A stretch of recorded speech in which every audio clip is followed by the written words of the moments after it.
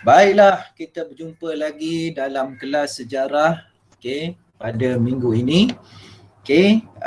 Hari ini hari Rabu 23 Jun tahun 2021. Kita berada dalam mod ataupun fasa PDPR 3.0.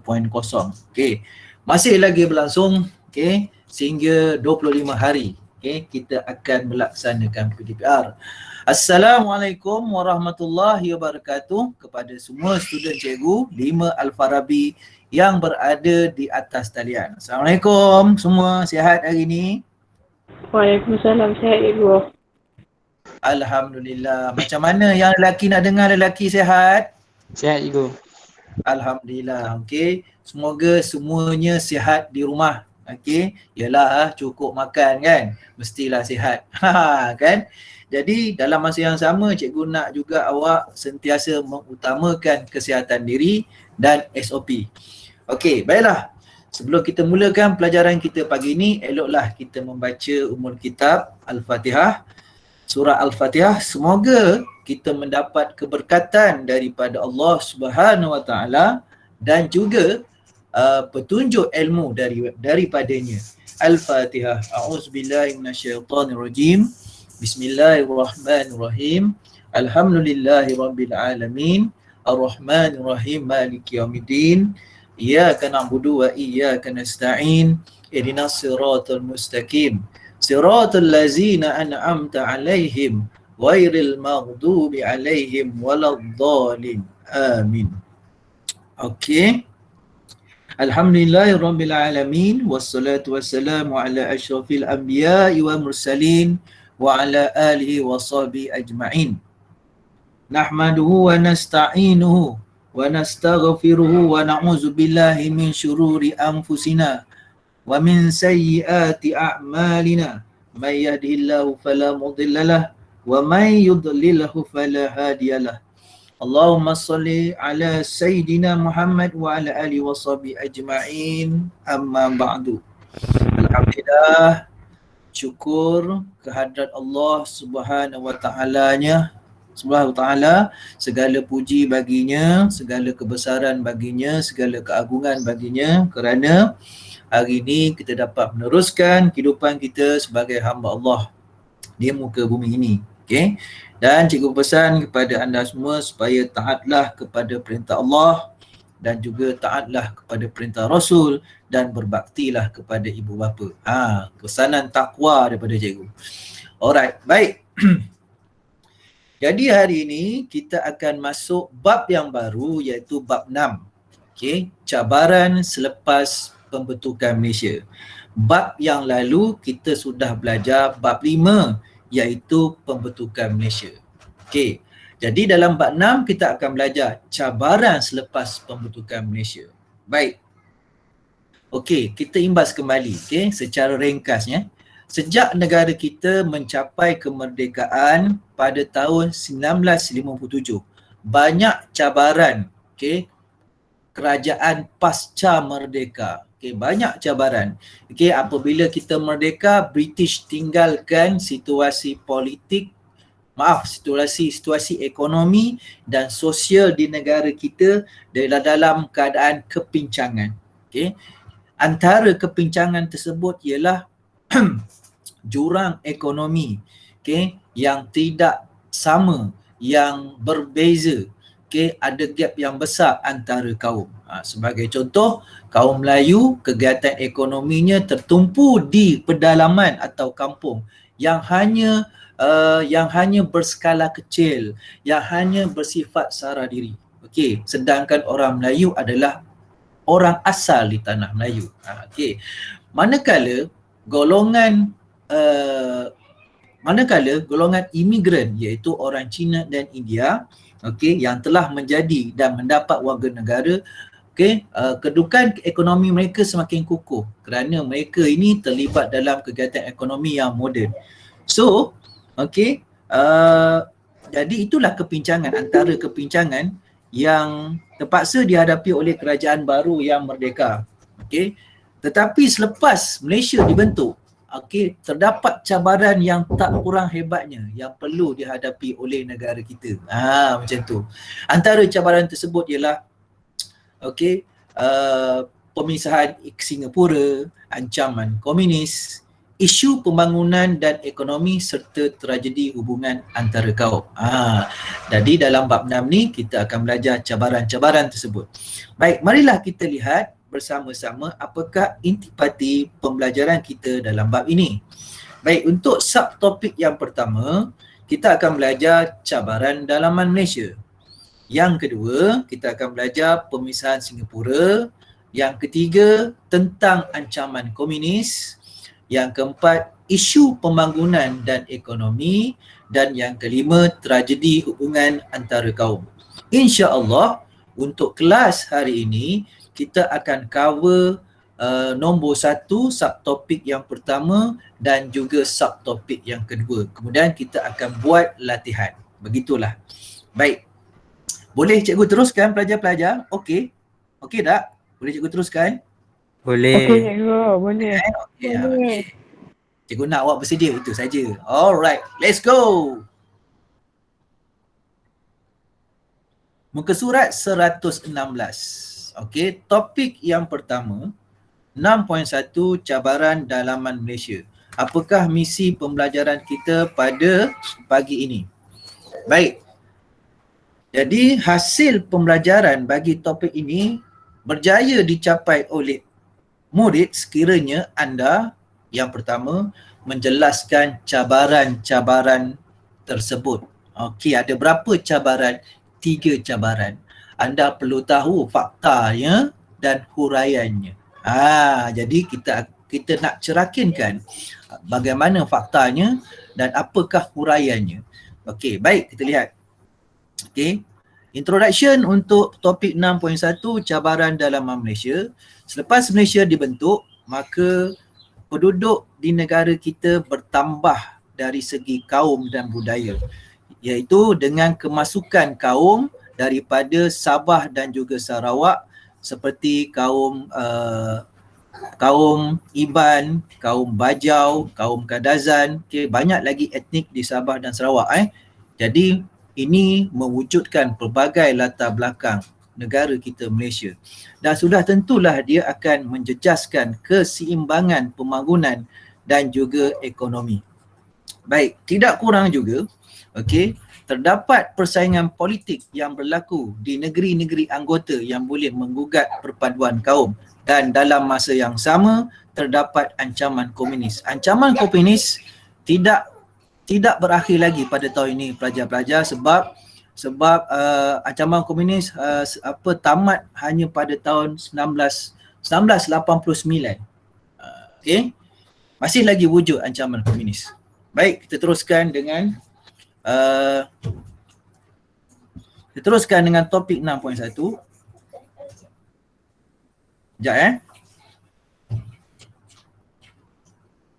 Okey, ada student nak masuk sebentar.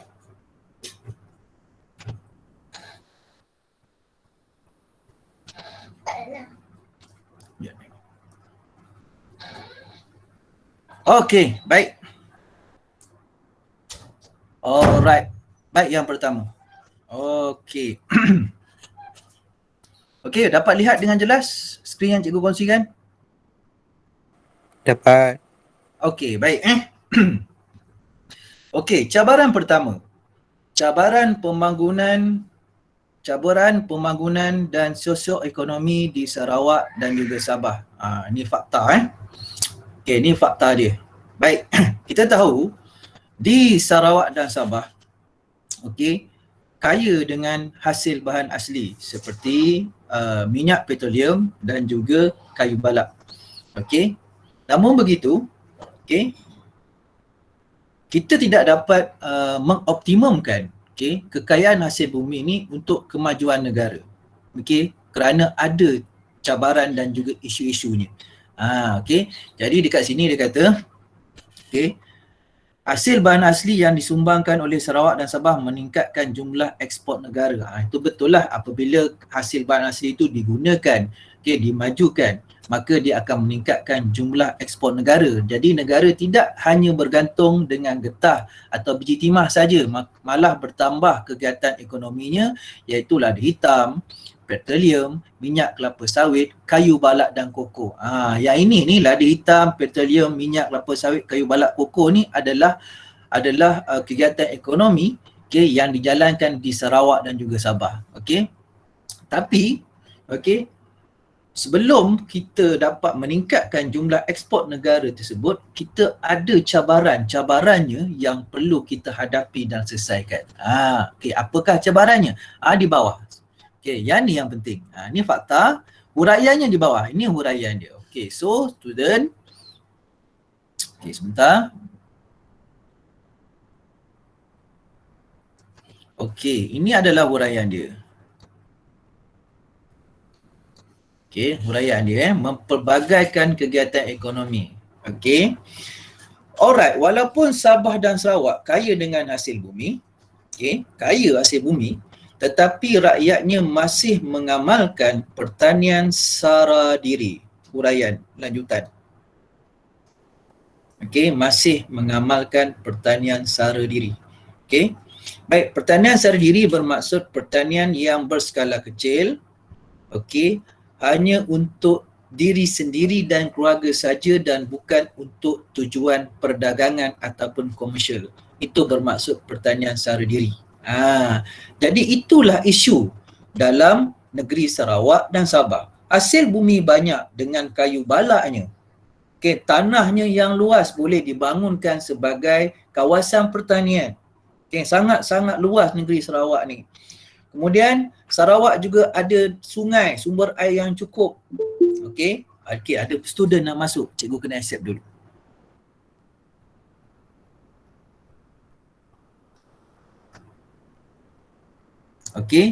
Sarawak juga dan Sabah ada sumber hasil bumi yang banyak seperti kayu balak, minyak petroleum di Sabah. Tetapi rakyatnya masih mengamalkan pertanian sara diri. Masih lagi ada student nak masuk, cikgu terpaksa accept, kalau tak dia akan tertinggal.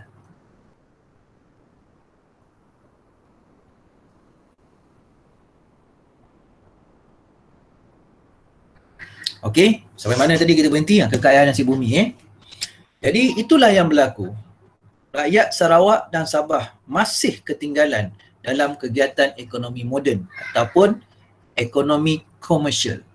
Baik, jadi dia punya cabaran dia ada 3 isi. Yang pertama, fakta ni pelajar, fakta ni, cabaran pembangunan dan sosioekonomi di Sarawak dan Sabah.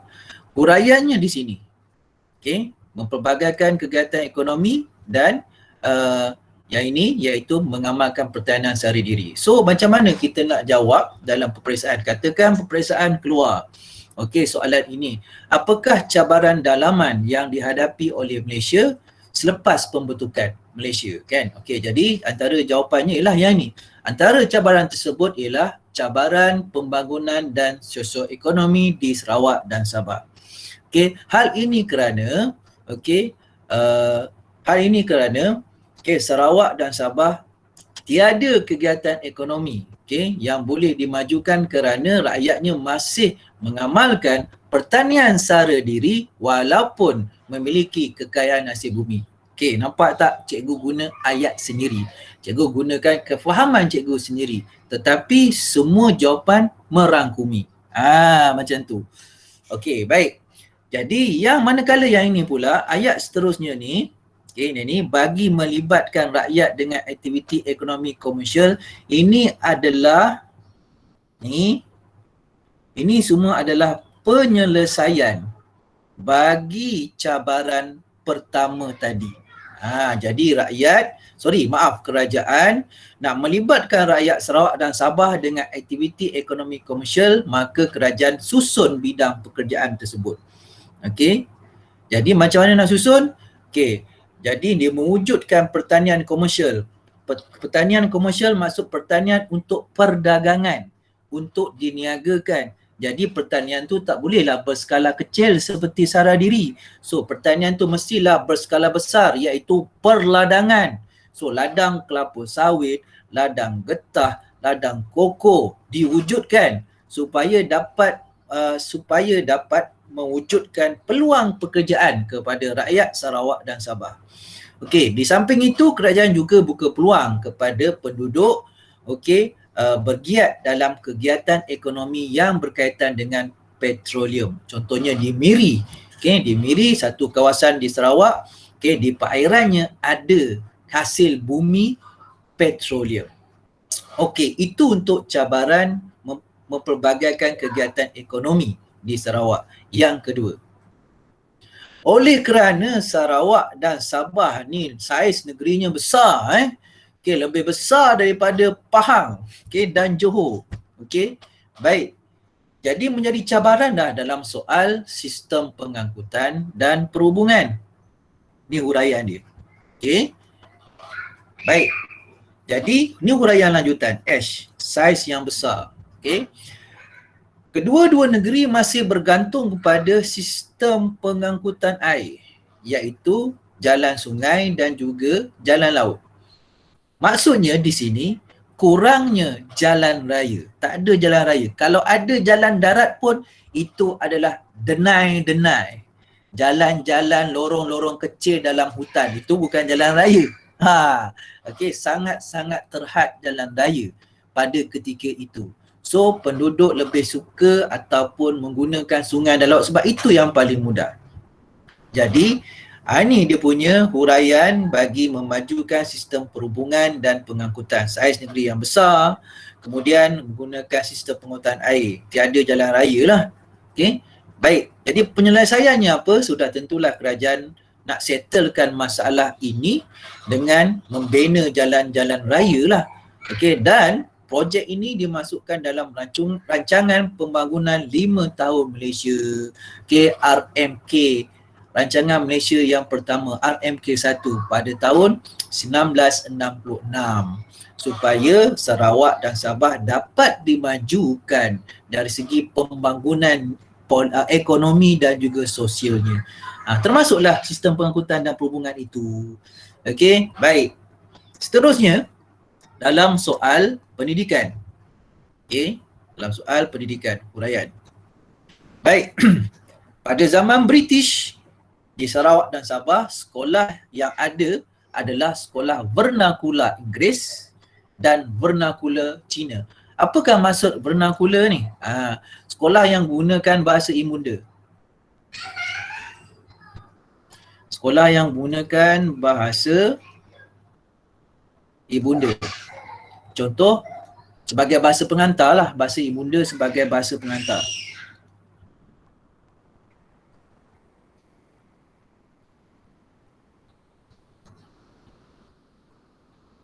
Contoh, sekolah Cina menggunakan bahasa Cina. Sukatan pelajarannya juga bahasa Cina. Sukatan pelajarannya juga dari tanah besar Cina. Begitu juga dengan sekolah Inggeris. Jadi sekolah vernakula ini, Inggeris dan Cina ni terdapat di kawasan bandar. So, maksudnya orang-orang yang berada, orang-orang yang agak berpendapatan tinggi, sebab duduk di bandar kan.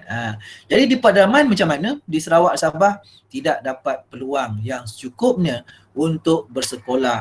Ini dia poin yang kedua, huraian. Jadi ini penyelesaian. Ini penyelesaian. Ini penyelesaian dia. Okey. Jangan masuklah penyelesaian ni dalam soalan. Kalau dia tak tanya, jangan letakkan. Jadi kita kena bezakan. Adanya isu, adanya penyelesaian. Kalau soalan minta penyelesaian, inilah dia. Jadi penyelesaiannya sudah tentulah membina sekolah dan melatih tenaga guru untuk memberikan pendidikan kepada penduduk, khususnya kaum bumi putera. Sebab kaum bumi putera ni yang duduk di pedalaman. Okey. Baik. Okey. Itulah cabaran yang pertama. Okey. Pembangunan dan sosioekonomi di Sarawak dan Sabah bersama-sama dengan huraiannya. Cikgu buka kepada soalan. Okey tak? Setakat ni faham? Atau ada soalan? Silakan. Respon. Okey. Okey, cikgu. Cikgu. Ya, silakan. Saya nak tengok yang memajukan sistem perhubungan dan pengangkutan tu boleh ke? Boleh? Okay. Ni penyelesaian ni. Penyelesaian. Ni, start dengan oleh itu ni penyelesaian.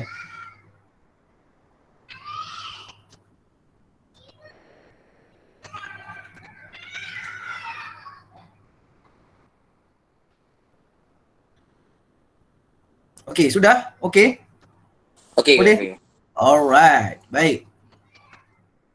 Settle yang tu yang ni ada QR code dalam buku teks anda tu. Bolehlah buka kamera nanti kan. Scan, awak tengoklah gambar buah koko. Mungkin awak tak pernah tengok atau pegang buah koko lada hitam dan kayu balak. Sawit mungkin pernah kot kan, sebab tempat kita ni banyak sawit. Jadi bolehlah nanti ada masa-masa ni free ni imbas gambar buah koko ataupun Google aja. Okey.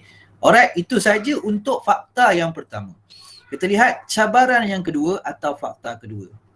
Cabaran politik di Sarawak. Ini yang berlaku. Okey, baik. Berlaku krisis perlembagaan di Sarawak. Okey, pada tahun 1966 bulan Jun. Ash ni dia. Baik. Okey, seramai 21 orang ahli majlis negeri. Okey, majlis negeri ini kaunsil negeri lah. Okey. Tidak, kalau di Semenanjung namanya Dewan Undangan Negeri lah kan. Di Sarawak digunakan ada majlis mesyuarat negeri ataupun kaunsil negeri. Kalau di di Semenanjung majlis mesyuarat negeri, kalau di Sarawak kaunsil negeri, digunakan kaunsil. Okey. So kaunsil dalam bahasa Inggeris, okey, dalam bahasa Melayu jelah majlis. Okey, baik. 21 orang ahli kaunsil negeri tidak berpuas hati dengan kepimpinan Stephen Kalong Ningkan. Okey, tidak berpuas hati. Ni satu je sebenarnya, tak ada ni. Jadi cikgu padam tak yang ni. Okey. Yang ni tak ada ni. Cikgu padam ni. Tersilap. Ni satu je. Tidak berpuas hati dengan kepimpinan Stephen Kalong Ningkan sebagai Ketua Menteri Sarawak. Okey. Baik. 21 orang, majoriti lah. Jadi akhirnya beliau dipecat oleh Governor Sarawak. Okey. Pecatlah. Okey. Tetapi Stephen Kalong Ningkan mencabar tindakan ini di Mahkamah Tinggi Sarawak dan menang kes. Menang kes. Dan bila menang kes, beliau kembali menjadi Ketua Menteri. Okey. Kembali menjadi Ketua Menteri. Baik, tetapi beliau mendapat undi tidak percaya daripada kaunsil negeri. Maksudnya kaunsil negeri ini bersidang, okey, mengusulkan dalam majlis mesyuarat negerinya ataupun kaunsil negerinya mengusulkan undi tidak percaya kepada Ketua Menteri dan majoriti mengundi tidak percaya kepada beliau. So, krisis ini menyebabkan ketidakstabilan politik di Sarawak lah. Okey, yang mengancam keselamatan dan keamanan. Ni cikgu tambah lagi. Banyaklah isi dia ni. Okey. Dan darurat pun diisytiharkan. Sebab dia dah mengancam keselamatan dan keamanan. Stephen Kalong Ningkan ada pengikutnya. Okey. Kemudian ada juga kumpulan yang anti Stephen Kalong Ningkan. Dua-dua kumpulan ni bertembung lah. Akhirnya boleh menyebabkan ancaman keselamatan dan juga keamanan kepada negeri Sarawak. So penyelesaiannya darurat diisytiharkan. Jadi itulah cabaran politik di Sarawak selepas pembentukan Malaysia. Pada tahun 1966 1 tahun selepas pembentukan Malaysia. 3 tahun lah. Malaysia dibentuk pada tahun 1963. 3 tahun selepas tu berlaku cabaran politik di Sarawak.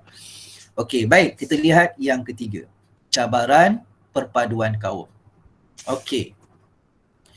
Okey, perpaduan kaum sebenarnya telah menjadi cabaran apabila sejak kita merdeka lagi kita menghadapi masalah perpaduan kaum ni. Kerana British, pada zaman penjajahan British tidak mencakna perpaduan ini, perpaduan kaum tak cakna. British mengasingkan kaum ni mengikut fungsi ekonomi. So mereka tidak bergaul. Sebagai contoh di Semenanjung pada zaman penjajahan British. British letakkan fungsi ekonomi mengikut kaum. Contoh orang Melayu tinggal di kampung atau pedalaman bergiat dalam ekonomi sara diri pertanian. Okey, manakala orang Cina yang sebelum ni bekerja sebagai pelombong biji timah, akhirnya kawasan biji timah tu maju menjadi bandar. Mereka beralih profession kepada ahli perniagaan pula. So mereka bertambah kaya. Begitu juga dengan kaum India yang sebelum ini bekerja sebagai buruh-buruh di ladang, penoreh getah dan sebagainya. Akhirnya mereka memajukan diri kerana getah dan biji timah adalah ekonomi kepentingan British.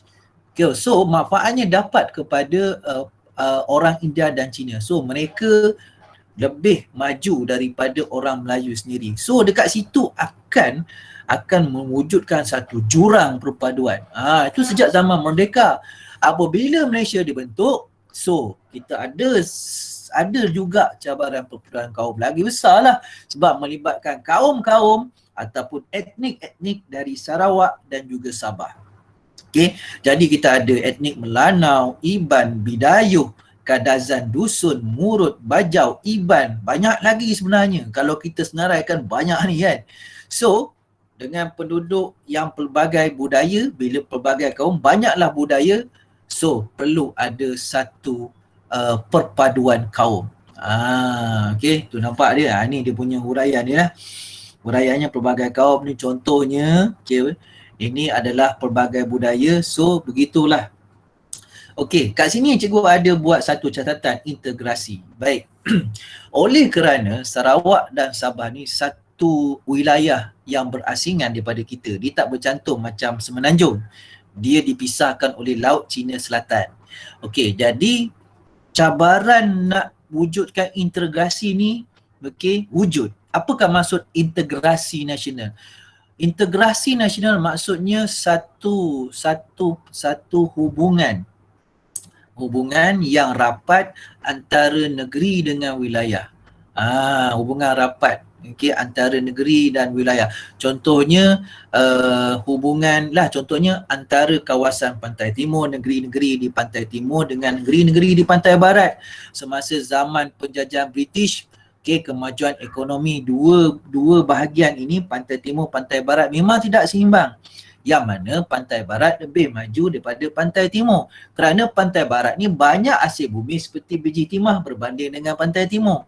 Itu sebabnya British menumpukan pembangunan di pantai timur. Di pantai barat. So pantai timur kurang dimajukan. Sebab pada British tak ada kepentingan. Menyebabkan integrasi pada waktu itu kurang antara negeri dan juga wilayah. Itu maksud integrasi. So dalam konteks ini, Sabah dan Sarawak dahlah jauh. Dahlah jauh. Tidak semaju negeri-negeri di Semenanjung. So berlakulah jurang ekonomi antara kedua-dua bahagian ini, Sabah Sarawak dengan negeri Semenanjung. So jadi itulah cikgu cakap integrasi nasional antara dua wilayah ini, Semenanjung dengan Sarawak dan Sabah. Supaya mereka ini dapat bersaing dan tidak ada ketinggalan. Sarawak dan Sabah tidak ketinggalan. Dan memang sukarlah untuk mewujudkan semangat ataupun identiti kebangsaan. Baik, itu pelajar 3 cabaran. Untuk cabaran dalaman Malaysia, inilah 3 cabarannya. Yang pertama cikgu ulang balik, cabaran pembangunan sosioekonomi, pembangunan dan sosioekonomi di Sarawak dan Sabah. Yang kedua, cabaran politik di Sarawak. Dan yang ketiga ialah cabaran perpaduan kaum. Baik, cikgu buka kepada soalan untuk topik 6.1. Silakan. Silakan, topik 6.1 selesai. Silakan. Soalan?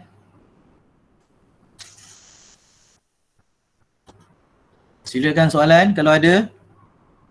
Boleh, kalau tak ada boleh cikgu teruskan. Boleh. Boleh Alright. Baik, jom. Okey, ni rancangan cikgu. anda diminta jawab soalan ni. Okey.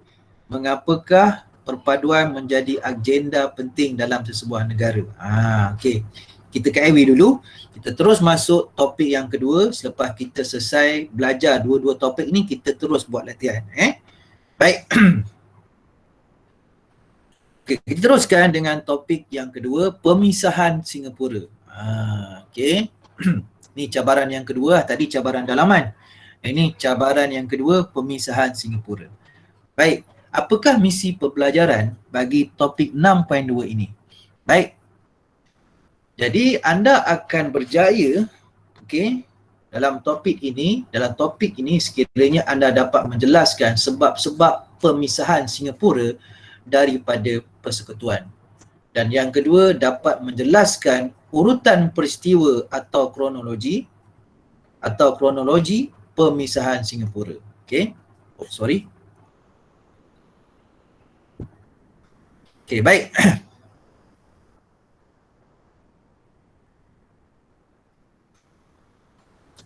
Okey, kita tengok pemisahan Singapura.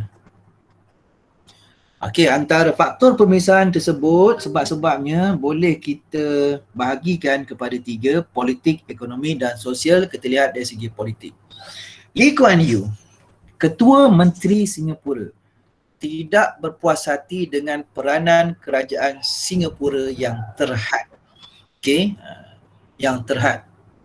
Baik, itu sebab politik yang pertama. Yang kedua, konflik antara pemimpin PAP yang diketuai oleh Lee Kuan Yew dengan Parti Perikatan dari Semenanjung yang diketuai oleh Tunku Abdul Rahman pada ketika itu. Berlaku konflik lah kerana perbezaan pendapat dan juga ideologi politik. So berlaku konflik. Banyak perkara yang tidak selari ataupun tidak sependapat.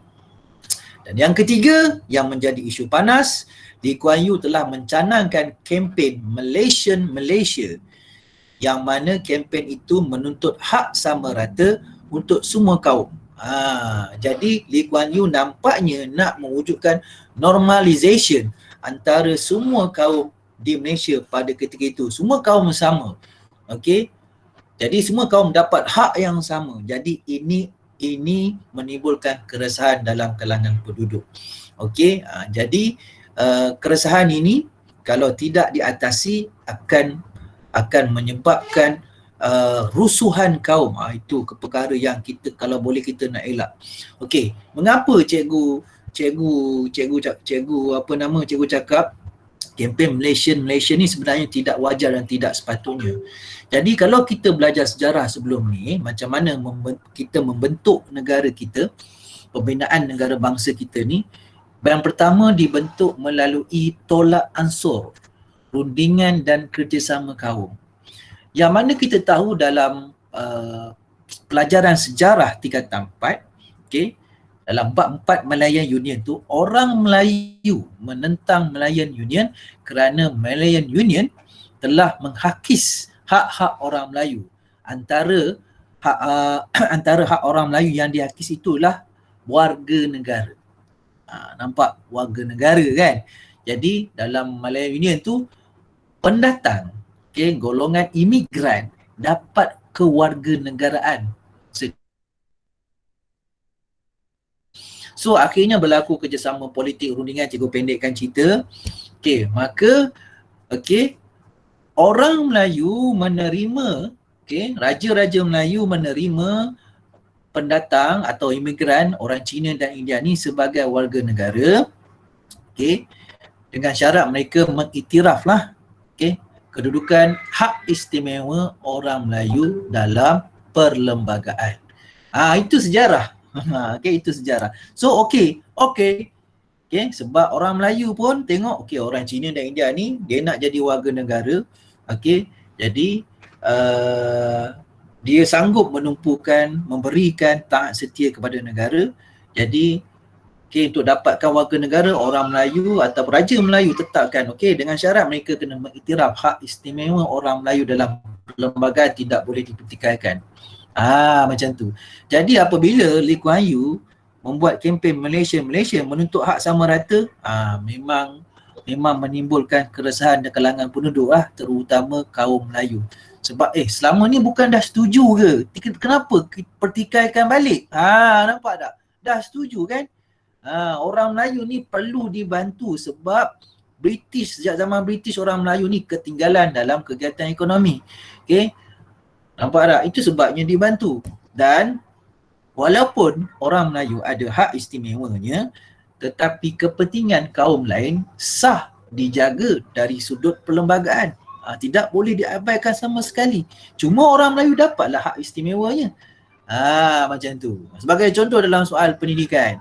Okey, orang Melayu akan dapat kuota 60% untuk memasuki universiti awam. 40% lagi adalah orang bukan Melayu. So, jadi yang tak dapat masuk universiti orang bukan Melayu, dia banyak lagi universiti swasta. Malah kerajaan ada tubuhkan satu universiti yang ada dengan kerajaan, iaitu UNITA, Universiti Tunku Abdul Rahman, khusus ke putera yang tak dapat masuk universiti awam. Kempen Malaysia. Baik, kita tengok ekonomi. Dari segi ekonomi, Singapura menuntut pembukaan pasaran bersama disegerakan. Apakah maksud pembukaan pasaran bersama? Ada sudut maklumat di bawah.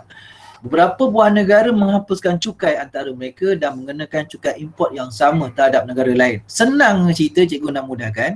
Sekiranya pasaran bersama disegerakan, dibuka, maka dia memberi keuntungan yang lebih kepada Singapura. Kerana Singapura merupakan Singapura merupakan wilayah ataupun negeri yang ada pelabuhan antarabangsa. Pelabuhannya banyak disinggahi oleh kapal-kapal antarabangsa. Sampai sekarang pun Singapura kaya kerana apa? Antara sebabnya adalah pelabuhan antarabangsa tersebut. Baik. Itu yang pertama. Singapura tidak berpuas hati dengan cadangan tambahan cukai yang perlu diberikan kepada kerajaan persekutuan. Memang benarlah Singapura ni ada tambahan cukai, lebih banyak bayar cukai berbanding negeri-negeri lain. Kerana Singapura kaya, negeri yang sangat kaya berbanding negeri-negeri anggota dalam persekutuan. Wajarlah cukai itu dinaikkan sesuai dengan kekayaannya. Contoh, awak ada 1 juta. Katakan awak ada 1 juta, analogi. Awak ada 1 juta. Awak bayar cukai 10 sen saja. Atau 10 ringgit saja. Tak berbaloi, tak cukup. So, kalau 1 juta tu, bagilah 50,000 ke. Tak luar kan, 50,000 sahaja. Baru berapa persen? Macam tu lah. Sebab Singapura ni negeri yang kaya. Jadi dia tak puas hati tentang tambahan cukai tersebut. Yang ketiga. Isu yang ketiga. Sebab pemisahan Singapura. Soal pinjaman. Kerajaan persekutuan nak pinjam daripada kerajaan Singapura, kerajaan negeri Singapura sebanyak 150 juta. Sebab kerajaan persekutuan pada ketika itu tidak ada bajet untuk membangunkan Sarawak dan Sabah. Dia ada perjanjian dia. So pinjaman ini dia akan dibayarlah secara beransur-ansur. Bukan tak nak bayar, pinjaman dia akan bayar. So Singapura bersetuju dalam rundingan tersebut akan memberi pinjaman sebanyak 150 juta. Tetapi Singapura tak bayar, tak beri pinjaman. Sebaliknya kalau nak pinjam, letak pula kadar faedah. Dekat sini ada isunya. Ada tak bunga dia pula. Baik, kita lihat masalah perkauman. Rentetan daripada kempen Malaysia telah berlaku rusuhan kaum di Singapura pada 21 Julai 1964 yang menimbulkan ketegangan antara kaum, antara orang Cina dan orang India. Cikgu ingat lagi dalam kajian cikgu, masa itu adalah sambutan Maulidur Rasul di Singapura. Orang Melayu berarak lah Maulidur Rasul, bawa spanduk berarak selawat Nabi di jalan-jalan di Singapura. Dan masa dilalu di rumah-rumah kedai yang didiami ataupun yang dioperasikan oleh orang Cina, ada orang Cina ni yang melampau ni telah mengganggu perarakan Maulidur Rasul tersebut dengan kata-kata nista dan sebagainya, dan akhirnya menimbulkan rusuhan kaum. Punca dia kat situ. Punca dekat situ dan sebenarnya punca besarnya daripada Lee Kuan Yew itu sendiri. Kan? Baik. Jadi inilah dia. Cikgu cakap Lee Kuan Yew kan, kempen Malaysian hak yang sama rata. Jadi dah jadi isu perkauman dan rusuhan kaum. Baik, itulah dia. Okey, 3 sebab pemisahan Singapura daripada persekutuan politik, ekonomi dan sosial. Alright. Baik, setakat ni okey. 3 sebab tersebut ada nak tanya? Student? Okey. Okey tak?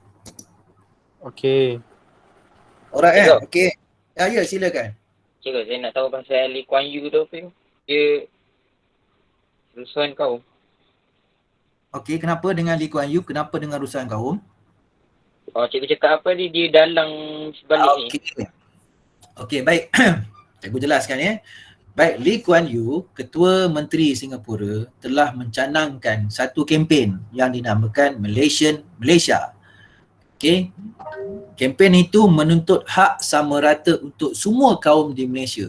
Tak ada hak istimewa. Nak menghapuskan hak istimewa lah. Jadi hak istimewa orang Melayu tak ada. Semua sama. So tak puas hatilah menimbulkan keresahan kalangan penduduk, terutama orang Melayu. Sebab orang Melayu ada hak keistimewaan dalam perlembagaan. Tiba-tiba dipertikaikan pula oleh Lee Kuan Yew. Mencanang ni, satu Malaysia tahu. Okey, jadi orang Melayu marahlah kan. Marah. Bukan ke dalam perlembagaan dah ada. Benda ni tak boleh dipertikaikan. Sebagai balasan orang Melayu memberikan warga negara kepada orang Cina. Okey, kenapa ni pertikaikan? Nampak? Benda ni kan, perkara ni kan akan jadi isu perkauman. Baik. Jadi, oleh kerana Lee Kuan Yew telah mencanangkan kempen tersebut, maka berlakulah rusuhan kaum di Singapura. Okey. Daripada puncanya itulah kempen Malaysia tu yang menuntut persamaan hak yang sama rata bagi semua kaum. Okey. Bagaimana dia tercetus rusuhan kaum tu? Perarakan Maulidur Rasul oleh orang Melayu di Singapura, okey, telah diganggu oleh orang Cina dengan kata-kata nista yang boleh menimbulkan kemarahan. Okey, jadi berlakulah rusuhan kaum di Singapura.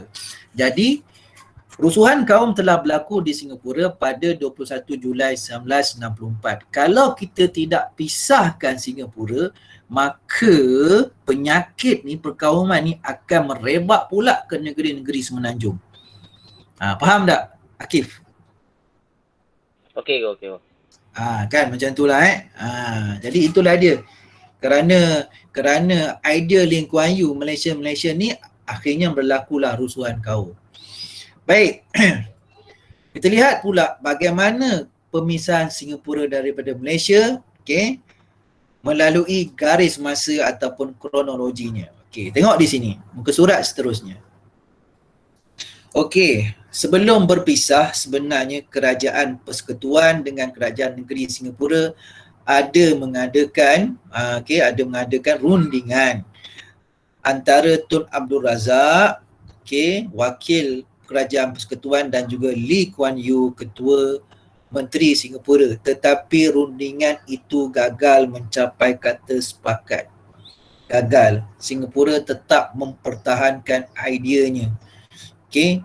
Jadi sedangkan dalam persekutuan ni, negeri dalam persekutuan Malaysia sepatutnya bersama-sama, ideanya bersama-sama untuk membangunkan negara.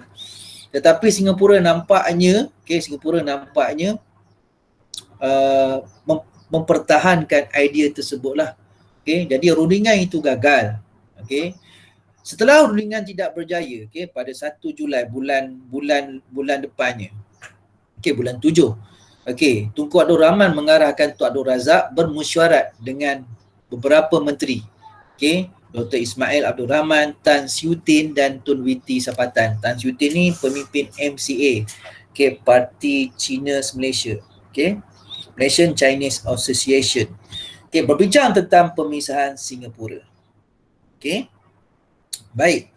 Kemudian pada bulan berikutnya, Ogos, satu mesyuarat khas, Kabinet atau Jemaah Menteri Malaysia diadakan, dan hasil mesyuarat sebulat suara bersetuju dengan rancangan pemisahan. Okey, setuju dengan rancangan pemisahan. Baik.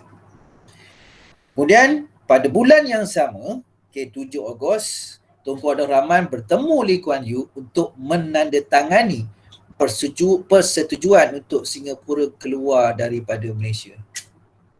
Okey. Jadi Singapura memang tanda tangan setuju keluar. Okey, pada 9 Ogos bulan yang sama juga, okey, 2 hari selepas tu Tunku Abdul Rahman bawa usul pemisahan Singapura ke dalam Parlimen Malaysia dan dibahaskan. Okey, selepas mendapat keputusan majoriti, semuanya bersetuju. Okey, akhirnya Parlimen meluluskan rang undang-undang pemisahan Singapura. Okey, dibawa kepada Dewan Negara bawa kepada Yang Tuan Agong luluskan, berkenan meluluskan rang undang-undang tersebut, maka berpisahlah Singapura secara rasminya pada tahun 1965 dan perkara ini memang tidak dapat dielakkan seperti ucapan Tunku Abdul Rahman di sini.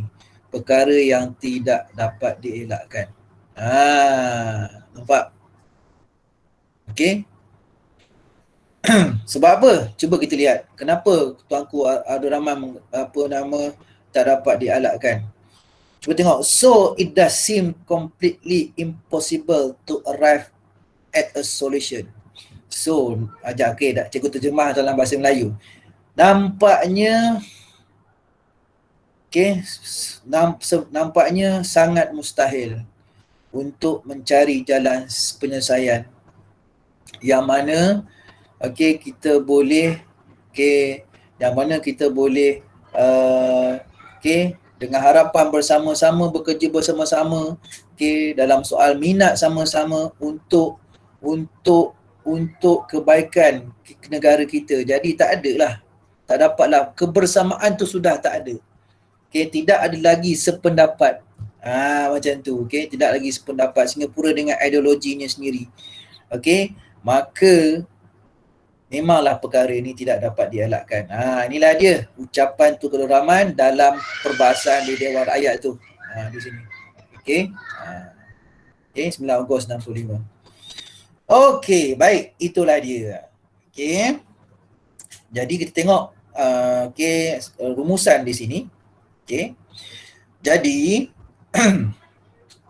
pemisahan Singapura daripada Malaysia tidak dapat dielakkan. Walaupun beberapa siri rundingan telah dilakukan, tapi rundingan itu gagal, tetapi kita keluarkan Singapura dari Malaysia untuk menjaga kepentingan kedua-dua buah negara. Untuk kemakmuranlah rakyat negaranya. Kalau Singapura kekal lagi kat Malaysia, mungkin berlaku rusuhan yang lebih dahsyat di Singapura itu sendiri.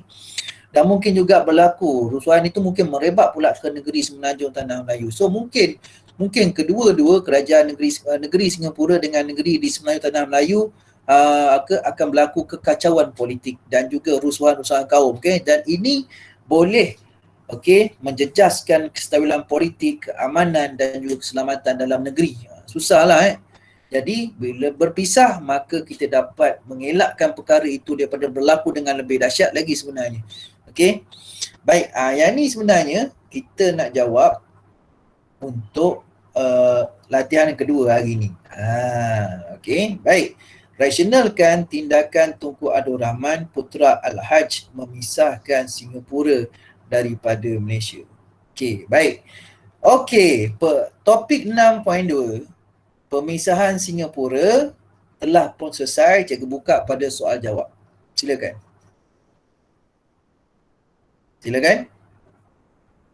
Cikgu, Ya, silakan. apa yang terjadi kepada orang Melayu yang dekat Singapura tu? Soalan yang baik.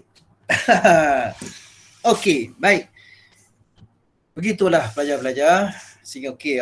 Pada berlaku rusuhan tu.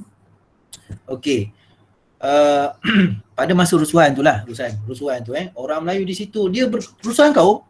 Ada yang terkorban, Begitu juga orang Cina. Kesannya banyak kedai-kedai dibakar, berlakunya korban jiwa.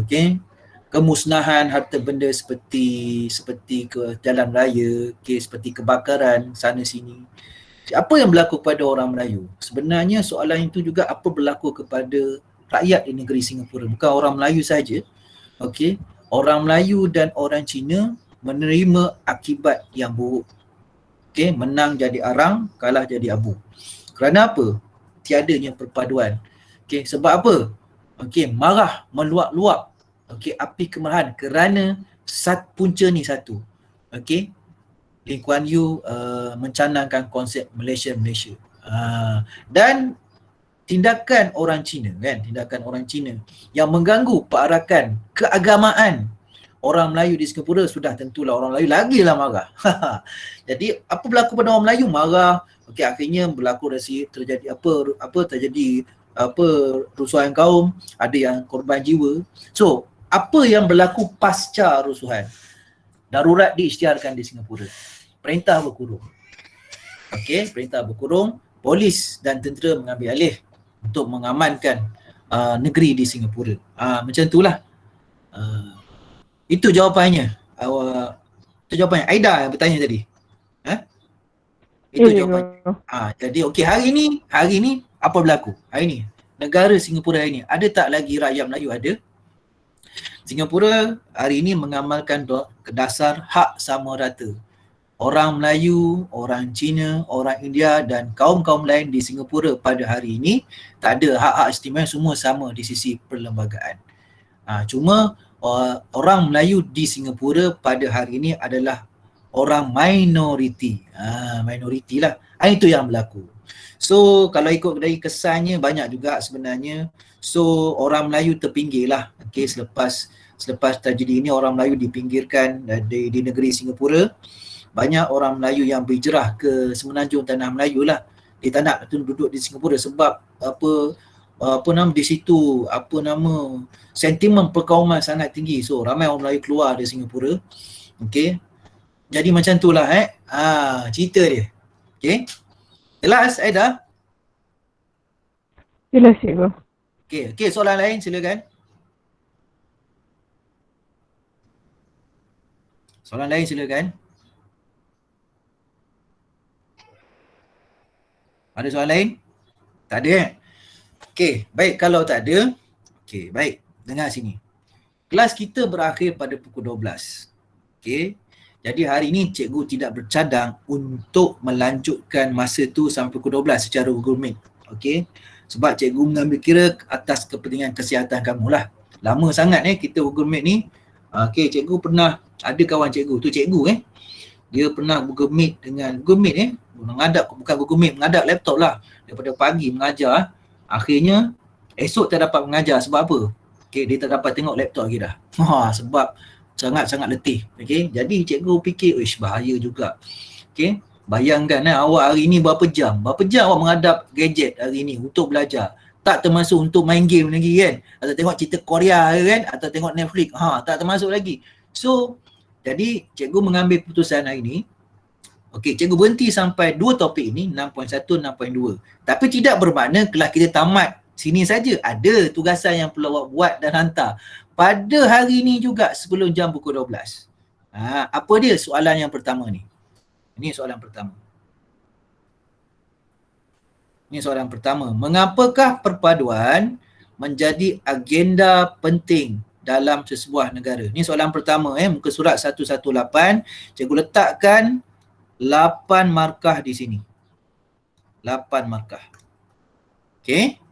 8 markah supaya berpandulah, awak boleh stop kat mana, berhenti. Tak terlalu panjang. 8 markah cukup.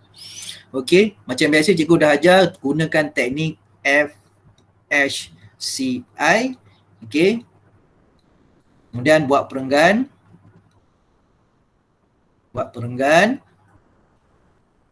Kemudian gunakan kata hubung bagi, untuk, agar, supaya, dan gunakanlah penanda wacana yang sesuai. Okey. Sampaikan delivery awak punya idea dengan matang. Tu latihan pertama, 8 markah. Muka surat 118. Buat dalam test pad. Okey, latihan kedua. Okey, yang cikgu tunjukkan tadi. Rasionalkan tindakan Tunku Abdul Rahman Putra Al-Haj memisahkan Singapura daripada Malaysia. Yang ini seperti yang kita belajar tadi. Rasional ni maksudnya awak mewajarkan tindakan Tunku Abdul Rahman tersebut. Memang patutlah Tunku Abdul Rahman tu memisahkan Singapura. Sebab apa patut? Macam tu. Itu maksud kata tugas rasionalkan. So jawapannya ada di atas ini. Ada di atas ni. Okey. Tengoklah. Okey, pilih. Ambil yang mana.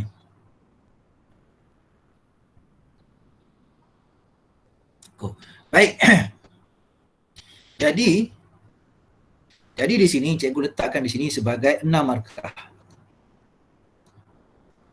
Boleh juga guna fakta, huraian, contoh, inference. Gunakan teknik ni. Seperti yang cikgu tunjuk tadi, ada perenggan, menggunakan kata hubung buas, penanda wacana yang sesuai dan sampaikan idea jawapan anda dengan matang. Dua latihan. Tulis dalam salin soalan, tulis dalam test pad, kemas-kemas, jangan lupa tulis nama anda sebelum tu, di atas sekali tulis nama. Tulis nama, tulis tajuk dia lah. Soalan ni yang pertama kan. Tajuk dia ni lah ni, yang ni 6.1 ni. Cabaran dalaman Malaysia. Ni 6.1. Baik, kemudian tulis soalan. Kemudian yang kedua adalah tulis dia punya tajuk dia, pemisahan Singapura, kemudian soalan dia. Kita buat satu-satulah. Mula-mula yang pertama tu buat latihan 1, tulis tajuk dia 6.1, latihan 6.1 cabaran dalaman Malaysia. Tulis soalan. Jawab dulu. Kemudian dah siap, barulah kita buat yang kedua, latihan 6.2 pemisahan Singapura. Tulis jawapan, tulis soalan ni dan jawab. Macam tu. Kemudian hantar awak punya jawapan melalui PM dalam Telegram, personal message, dan cikgu akan tanda one by one. Hantarlah hari ini sebelum pukul 12. Selewat-lewatnya pukul 12. Jadi cikgu berhenti di sini. Kalau tak ada soalan, cikgu berhentikan di sini untuk memberi laluan anda membuat tugasan. Dan dalam masa yang sama, awak boleh berehat sebentar daripada melihat gadget. Kita rehat dan rawat dulu mata kita. Dan teruskan dengan penulisan jawapan. Okey, sebelum cikgu nak tangguhkan, ada nak tanya? Ada nak tanya? Nak tanya tak apa-apa? Tak ada ke cikgu? Tak ada ke? Tak ada Okey, baik. Kalau tak ada, maksudnya awak dah faham. Yang pertama, pelajaran hari ini. Baik, yang kedua, awak faham tugasan yang perlu awak selesaikan hari ini, sebelum pukul 12. Pukul 12, jam terakhir yang awak kena hantar PM cikgu. Cuba jawab. Baiklah, kalau tak ada apa-apa, cikgu nak ingatkan, jangan lupa selepas cikgu tamatkan atau tangguhkan kelas ini, awak kena kemas kini kehadiran kepada mereka yang belum klik button hadir. Kemas kini. Okey, yang ada masalah peribadi atau sakit, kliklah sakit. Dia kena klik kat situ. Kalau tak, kepada mereka yang tak klik, cikgu anggap ponteng. Ponteng lah kan. Kalau tak ada tak apa, awak tak sakit, awak cikgu percaya, cikgu tak naklah sidik-sidik kan. Awak klik sakit, tidak ada sakit, okey cikgu percaya je kan. Cikgu percaya pada awak awak jujur. Awak ada urusan keluarga dan peribadi yang tidak dapat dielakkan, yang perlu awak uruskan, klik kat situ. Tidak hadir kerana urusan peribadi atau keluarga. Tak ada masalah, awak boleh lihat, boleh tengok, study balik rakaman pengajarannya. No hal lah, yang penting jujur. Okey, baik, kalau tak ada apa-apa, cikgu tangguhkan majlis ilmu kita pada pagi ini dengan tasbih Al-Kifarah dan surah Wal-As. Diteruskan, pembelajaran ini diteruskan dengan melaksanakan tugasan dua soalan itu tadi. Baiklah, bismillahirrahmanirrahim.